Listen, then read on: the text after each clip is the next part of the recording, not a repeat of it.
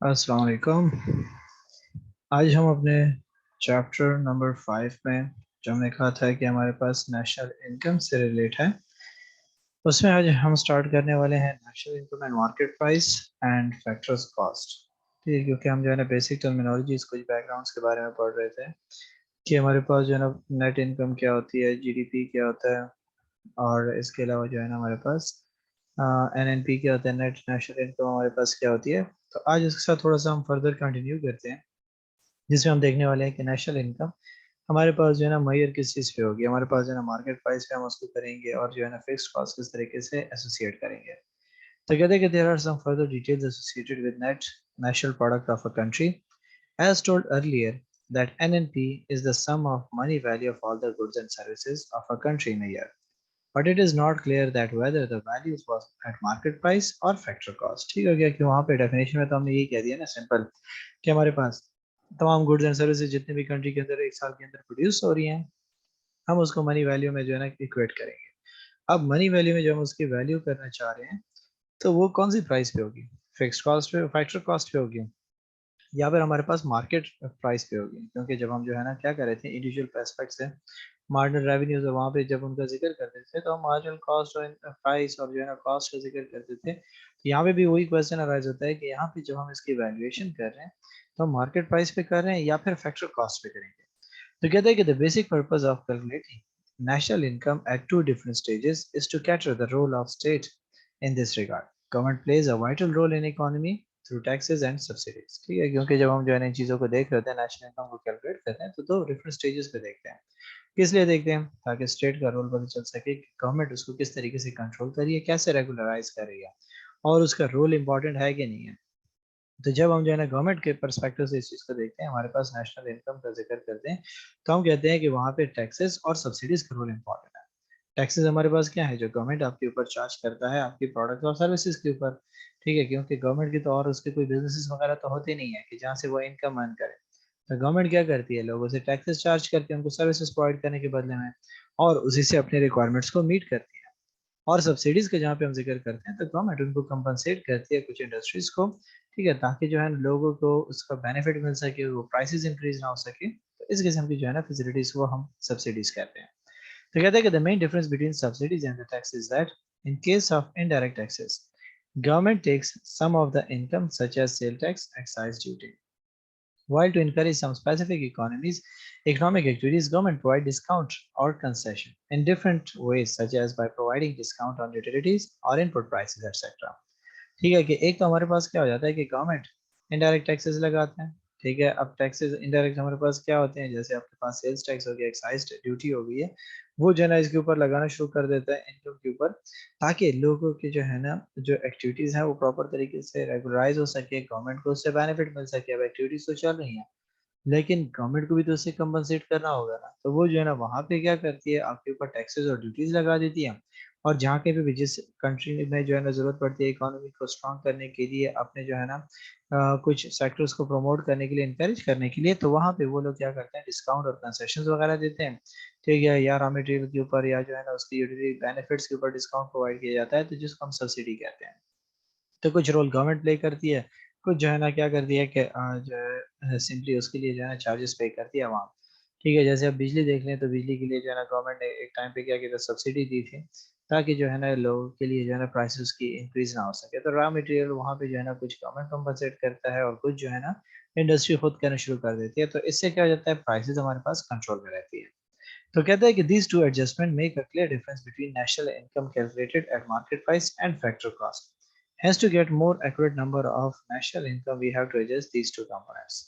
ठीक है, तो अब इसी के बेसिस पे अगर हम देख लें, एक जगह डिस्काउंट मिल रहा है, एक जगह आपके ऊपर टैक्सेस चार्ज हो रहे हैं, तो इसी के बेसिस पे हम क्या करते हैं, तो इसको जो है ना डिफरेंट तरीके से कैलकुलेट कर सकते हैं हम। जैसे अगर आप देखें तो क्या होता है कि आप पेप्सी की कैन उठा लें, तो उसके ऊपर लिखा होगा कि जी इसकी कॉस्ट 20 रुपीज़ आई है, और जो है ना 15 या रुपीज़ इसके ऊपर टैक्सेस लग गए हैं, तो इसके टोटल जो है ना हमारे पास 35, तो टैक्सेस के साथ प्राइस हो गई है, कॉस्ट हो गई है, फिर उसके बाद जो है ना इतने प्रॉफिट कम ही चार्ज करिए, तो आपको जो है ना 50 का वो कैन मिल रहा है। तो इसी तरीके से क्या हुआ, मार्केट प्राइस और फिक्स्ड फैक्टर कॉस्ट हमारे पास दोनों में फर्क होता है। इसी के बेसिस पे अगर हम इसको जो है ना इक्वेशन में देखें तो NNPFC मींस कि आपके पास नेट नेशनल जो है ना नेट नेशनल प्रोडक्ट आपके पास जो है ना फिक्स फैक्टर पे देखें तो क्या हो जाएगा NNP MP मार्केट प्राइस पे हो जाएगा नेट नेशनल प्रोडक्ट, ठीक है। और उसमें से माइनस कर देंगे हम इनडायरेक्ट टैक्सेस और प्लस कर देंगे सब्सिडीज को। क्यों? क्योंकि आपके पास क्या हो रहा है, फैक्टर कॉस्ट हम देख रहे हैं।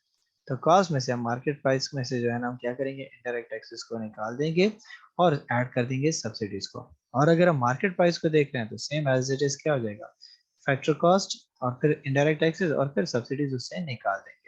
तो इस तरीके से हम क्या करेंगे, दोनों को अगर हम जो है ना क्या करते हैं मार्केट प्राइस पे करते हैं तो हम इस तरीके से चलेंगे, और फैक्टर कॉस्ट पे करते हैं तो हम सिंपली इस तरीके से इक्वेट करेंगे कि हम डायरेक्ट का रूल जो टैक्सेस का रूल है वो हमारे पास ऑपोजिट हो जाएगा।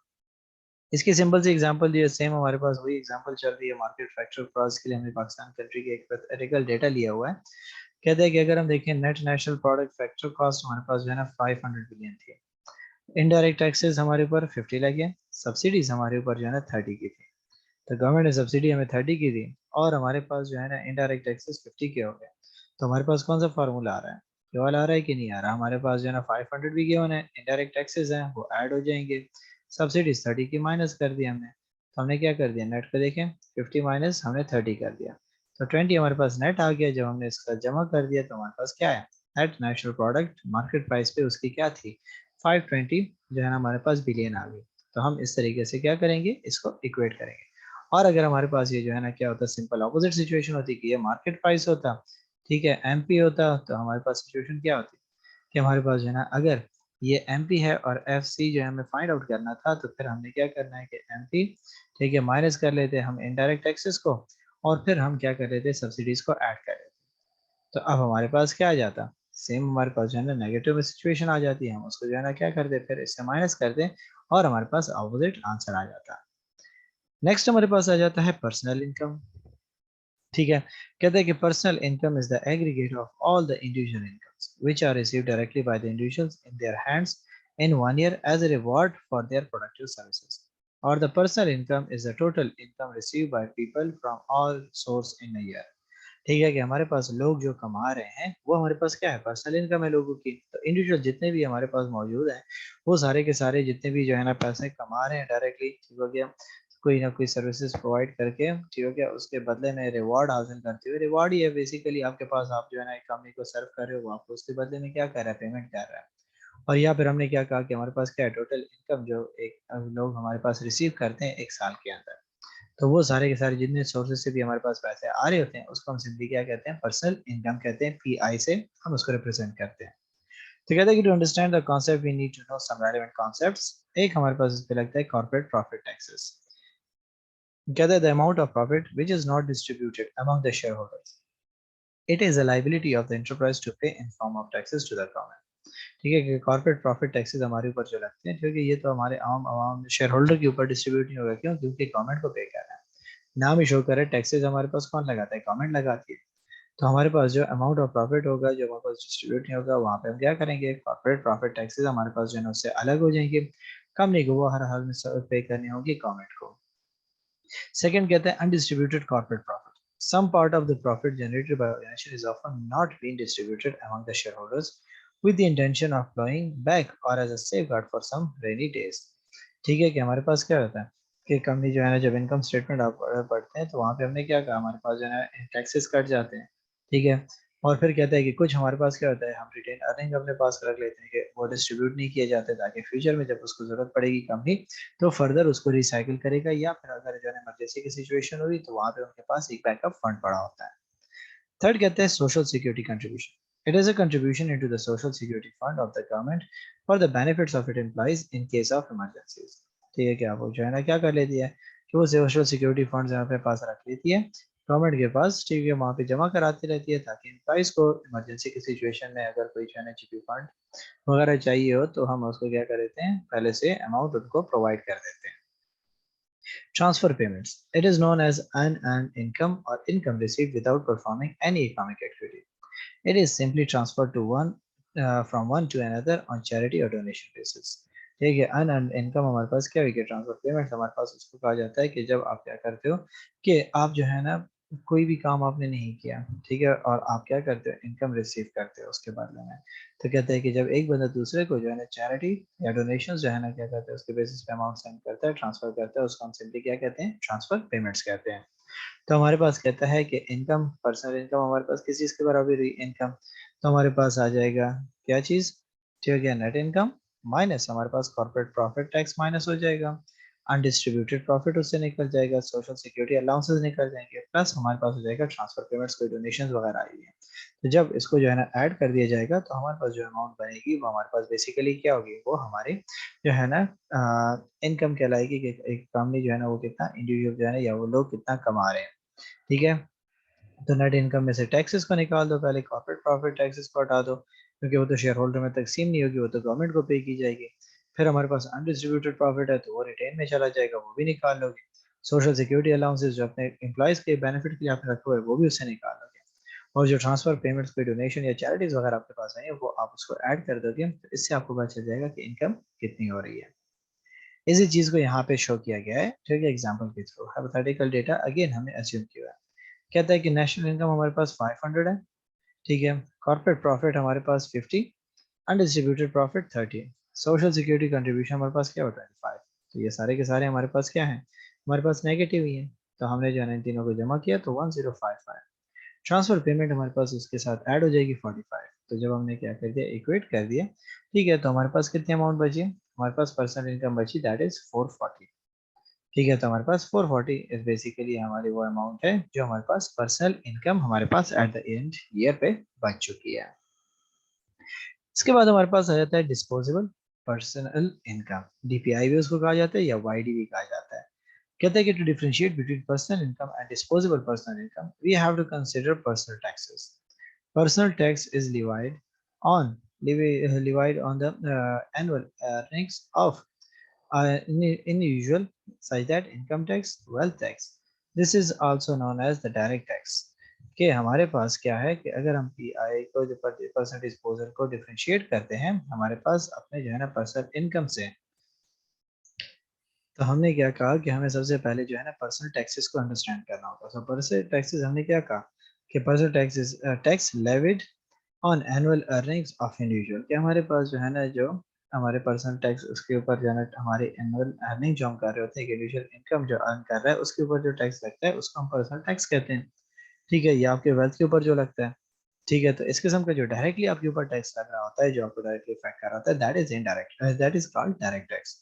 कहते हैं disposable personal income is the total amount, net amount left with the individual and house when they have paid all direct taxes। जब आपकी इनकम में से डायरेक्टली सारे डायरेक्ट टैक्स निकल जाते हैं उसके बाद जो आपके पास अमाउंट बच जाती है इसको हम क्या कहते हैं, डिस्पोजेबल इनकम कहते हैं। पर्सनल इनकम में हमारे पास वहां पे क्या था, टैक्सेस माइनस हो गए थे लेकिन वो इनडायरेक्ट थे। आपके इसमें जो डिस्पोजेबल इनकम पर्सनल इनकम होगा इसमें से जब आपके डायरेक्ट टैक्सेस आपकी जो है ना अर्निंग इनकम वगैरह के ऊपर लग जाते हैं, आप उसको वो जब हटा लेते हो तो क्या बच जाता है आपके पास, डिस्पोजेबल इनकम बच जाता है। तो कहता है कि to get the amount of disposable income we deduct only personal taxes from personal income. Indirect तो ऑलरेडी माइनस हो चुके हैं ना, ठीक है। जो हमने कहा कि हमारे पास जो है ना इनडायरेक्ट टैक्सेस जितने भी थे वो हमने सारे माइनस कर दिए वहां से। तो इसलिए कहता है कि हमारे पास अब जो पर्सनल टैक्सेस हैं वो जब आपके जो है ना पर्सनल इनकम से माइनस हो जाएंगे उसको हम कहेंगे पर्सनल या जो है ना डिस्पोजेबल पर्सनल इनकम कहेंगे। तो कहते हैं कि disposable personal income is that amount which one can dispose of as he likes such that whether to save or consume, कि जो उसके पास अमाउंट बच जाती है तो अभी उसकी मर्जी है कि वो इसको यूज करता है या अपने पास सेव रखता है, ठीक है। ये अब उसकी फाइनल अमाउंट है जो उसके पास इस्तेमाल के काबिल बच चुकी है। तो कहते हैं कि डीपीआई फॉर्मूला हमारे पास क्या हुआ, पर्सनल इनकम में से हमने पर्सनल टैक्सेस निकाल दिए, या फिर हम इसको सिंबॉलिकली शो करें तो हमारे पास वाई हमारे पास पर्सनल इनकम के लिए शो होता है, कि हमारे पास जो है ना क्या हुआ, टैक्सेस के लिए इस्तेमाल हुआ। तो वाई डी हमारे पास डिस्पोजेबल इनकम हमारे पास किस चीज के बराबर हुआ, कहता है कि वाई माइनस टी है। तो हमारे पास इस तरीके से फाइंड होगा। अगेन एग्जाम्पल के थ्रू देखते हैं तो हमारे पास क्या बनता है, ठीक है। तो फॉर एग्जाम्पल कहता है कि क्या हुआ, पर्सनल इनकम हमारे पास 414 बिलियन है, ठीक है। इनकम हमारे पास देखें तो क्या हुआ, इनकम टैक्स 80 था, ठीक है। और फिर कहता है कि हमारे पास प्रॉपर्टी टैक्स 60 का लगा। तो अब कहता है कि हमारे पास टोटल पर्सनल टैक्सेस 140, ठीक है, हमारे पास हो गए। अब कहते हैं डिस्पोजेबल पर्सनल इनकम हमारे पास कितनी बची, 300 बची कि नहीं, 140 हमने उसमें से माइनस कर दिया, टीपीआई हमने क्या करा, पीआई माइनस पर्सनल टैक्सेस। तो पर्सनल टैक्सेस हमारे पास कितने लगे, इनकम और प्रॉपर्टी टैक्स लगा 140 का, ठीक है, और 440 हमारी पर्सनल इनकम थी। जब हमने उसमें से इसको माइनस कर दिया तो बेसिकली हमारे पास क्या बचा, 300 बचा। ठीक है, तो हमारे पास पर्सनल डिस्पोजेबल इनकम हमारे पास जो है देखें तो कंट्री के अंदर पाकिस्तान में 2018-2019 के दरमियान क्या चल रही थी, जब हमने हाइपोथेटिकल डेटा लिया तो कहते हैं कि 300 बिलियन हमारे पास डिस्पोजेबल पर्सनल इनकम हमारी बन रही है। लास्ट में पर कैपिटा इनकम को देखें तो क्या कहता है कि जी this is also known as an average income of people of a country. It is a measure to estimate standard of living of nationals of a country. It is derived simply by dividing the national income by population of the country. ठीक है, कहता है कि इसको हम जो है ना एवरेज इनकम भी कहते हैं कि कंट्री के अंदर लोग कितना कमा रहे हैं, या फिर हम कह सकते हैं कि हमें जो है ना स्टैंडर्ड ऑफ लिविंग लोगों का चेक करना है तो उसको हम पर कैपिटा इनकम के थ्रू देख सकते हैं कि हमारे पास एक इंडिविजुअल बंदा कितना कमा रहा है। तो कहते हैं कि it is simply derived by dividing the national income, जितनी आपकी आ रही है, ठीक है, उसको पॉपुलेशन के ऊपर डिवाइड कर दो तो आपको पता चल जाएगा कि आपके पास इकोनॉमी में पर हेड बंदा कितने पैसे कमा रहा है। तो इसलिए कहते हैं कि per capita income is equal to national income divided by population. जिसके एग्जांपल दिए गए, कहता है कि for example if total income of a country was 240 million 240 million annually and total population was 120 million, then the per capita income will be, तो आपने क्या किया 240 को डिवाइड कर दिया 120 पे, तो ₹20,000 आपके पास पर कैपिटा इनकम चल रही है आपके पास। ठीक है, एवरेज इनकम आपके पास लोगों की एक कंट्री के अंदर कितनी चल रही है, ₹20,000 आपके पास उनकी इनकम चल रही है। तो ये हमारे पास कुछ इंडिकेटर्स थे जो हम क्या करते हैं इकोनॉमी में चेक करते हैं, ठीक है, कि किस तरीके से इकोनॉमी हमारे पास जो है ना मूव कर रही है, कौन कौन सी चीज़ें हमें देखनी होती है।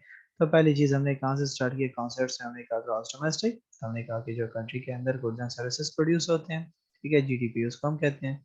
फिर हमने कहा कि नॉमिनल आ जाता है, रियल जीडीपी आ जाता है। नॉमिनल हमने क्या कहा कि अनएडजस्टेड होता है इन्फ्लेशन, और रियल में हमारे पास इन्फ्लेशन एडजस्टेड होता है।